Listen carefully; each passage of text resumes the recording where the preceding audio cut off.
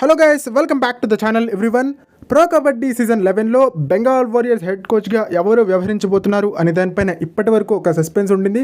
But ఆ suspense ఇప్పుడే వీడిందని చెప్పాలి. ప్రో కబడ్డీ సీజన్ 11లో బెంగాల్ వారియర్స్ టీం హెడ్ కోచ్గా వ్యవహరించబోతున్నారు. లాస్ట్ సీజన్లో ఈ టీంకి అసిస్టెంట్ కోచ్గా వ్యవహరించినటువంటి ప్రశాంత్ సుర్వే గారు.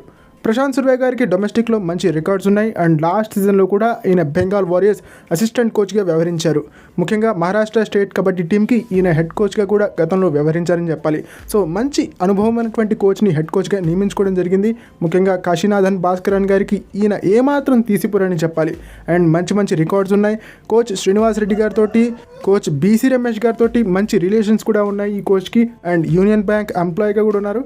సో ఈ నేపథ్యంలో మంచి కోచ్గా చెప్పుకోవచ్చు. బెంగాల్ వారియర్స్ మంచి పిక్ చేసింది ఈ సీజన్ కోసం అని చెప్పాలి.